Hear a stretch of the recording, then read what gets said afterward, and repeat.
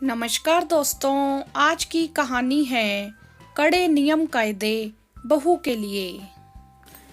यह देखो शर्मा जी क्या कर रहे हैं। अपने घर के लॉन की सफाई ही तो कर रहे हैं, इसमें कौन सी अजीब बात हो गई। यह तो वह कई बार करते हैं। अरे सोच समझ कर करें, अक्ल नहीं है क्या? इसमें अक्ल की क्या बात है, पहले भी तो करते थे। तुम तो अक्ल के पीछे लठ लेकर दौड़ रही हो, कुछ समझती ही नहीं। अरे अब घर पर बहू आ चुकी है, अब इस तरह घर का काम करेंगे तो बहू सिर पर चढ़कर नाचेगी नहीं क्या?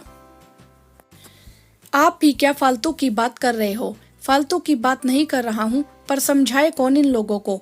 बहू रखना आता नहीं। तो यह थे शर्मा जी के पड़ोस में रहने वाले पाठक जी, जो अपनी पत्नी अंजू जी को समझा रहे थे, और यह उनका रोज का ही काम है। जब से शर्मा जी के घर में बहू आई है, कोई ना कोई बात को लेकर के इनका दिमाग खराब हो ही जाता है। पाठक जी के घर में उनकी पत्नी अंजू जी और एक बेटा अनिल है, जिसकी अभी अभी नौकरी लगी है, और उसके विवाह के लिए पाठक जी को एक अच्छी लड़की की तलाश है। और जल्द ही उनकी तलाश ज्योति पर आकर खत्म हुई। बात पक्की होने पर पाठक जी सगाई का न्योता लेकर शर्मा जी के घर गए तो उनकी बहू ने दरवाजा खोला, जिसे देखकर पाठक जी का दिमाग खराब हो गया। कारण सिर्फ इतना सा कि बहू ने सूट पहन रखा था और सिर पर पल्ला भी नहीं ले रखा था।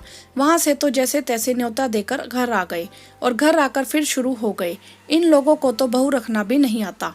किस तरीके से बहू घूम रही थी, कोई शर्म लिहाज भी नहीं की। आस पड़ोस से कोई बड़ा बुजुर्ग घर पर आया है। अब क्या हुआ? अंजू जी ने पूछा। क्या बताऊं, ना तो बहू ने साड़ी पहनी थी, ना सिर पर पल्ला था। एक तो संस्कार नहीं, ऊपर से सास ससुर भी ऐसे ही।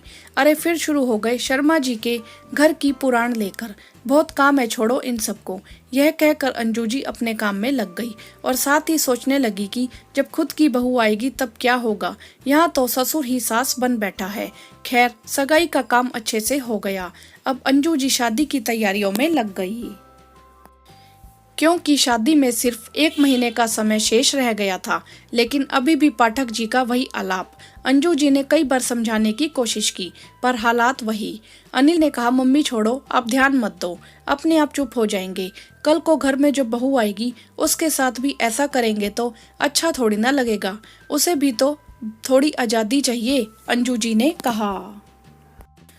जो होगा देखा जाएगा, आप टेंशन फ्री रहो, अनिल ने कहा।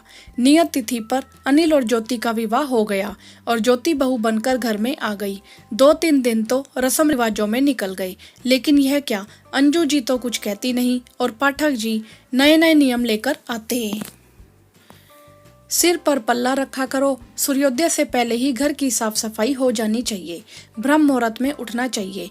इतने नियम की अंजू जी ने भी जब बहू बनकर आई थी तब उन्होंने भी नहीं माने होंगे। ज्योति के लिए भी सिर दर्द ही था। सास तो कुछ कहती नहीं, और ससुर अकेले ही सास बनकर बैठे हैं। हालांकि ज्योति ज्यादा कुछ कहती नहीं, जो बन पड़ता वह कर लेती, पर इतने नियम वह भी आज के वक्त में कैसे संभव हैं? एक दिन यूं ही अंजू जी ने अनिल से कहा कि बेटा कुछ करो, इस तरह तो काम नहीं चलेगा। सुबह सुबह ब्रह्म मुहूर्त में उठकर नहाकर घर की साफ सफाई करना, वह भी ठंड के मौसम में। बहू भी इंसान है, जानवर थोड़ी ना है। दूसरे दिन अनिल ज्योति को उसके मम्मी पापा से मिलने के लिए ले गया। जब घर आया तो अकेला ही आया। पाठक जी ने पूछा कि बहू कहाँ है, तो अनिल ने कहा कि मैं उसे वहीं छोड़ आया हूँ। क्यों पापा, कितने नियम कायदे जो खुद भी कभी नहीं माने, वह भी आप उससे मनवाने की कोशिश कर रहे हो। सोचा था बहू भी घर की सदस्य है, पर आपने कभी माना नहीं, इसीलिए छोड़ आया हूँ। क्या बकवास कर रहे हो? नियम कायदे मानने के लिए ही होते हैं, और बहुओं को तो नियम मानने ही चाहिए। नहीं पापा, जो नियम खुद ना माने जाएं, उसे कम से कम किसी से मनवाने का हक तो किसी को नहीं। लेकिन कुछ नहीं पापा, बस यह मेरा फैसला है, ऐसा कहकर अनिल अपने कमरे में चला गया। अंजू जी ने पाठक जी से कहा, अभी तो बहू गई है, शुक्र मनाओ, तुम्हारा बेटा तुम्हारे पास है। या क्या कह रही हो तुम? ठीक तो कह रही हूँ, अभी तक उसका दिमाग फिरा नहीं है, नहीं तो बहू को लेकर खुद अलग हो जाता। तुम भी मुझे समझाने की कोशिश कर रही हो, मैं सब समझ रही हूँ, पर हम बहू लाए थे, कोई जानवर नहीं जो रिंग मास्टर बनकर उसके सिर पर बैठे रहो। वह भी इंसान है। शायद तुम सही कह रही हो, फिर अब क्या करना है? करना क्या है, खुद में ही बदलाव करना पड़ेगा। हाँ तो एक काम करो, बदलाव बाद में करना। बहू कब से बाहर खड़ी है, उसको अंदर बुला लो।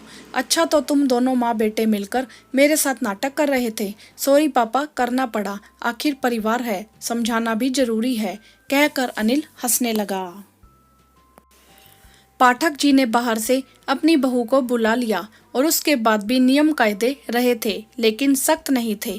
खुलकर जीने की आज़ादी थी। हाँ तो दोस्तों, क्या बहू को इतने कड़े नियम कायदों में रखना चाहिए? आपकी इस विषय में क्या राय है? आप हमें कमेंट करके जरूर बताएं। वीडियो को लाइक करें, शेयर करें और चैनल को सब्सक्राइब भी करें। धन्यवाद।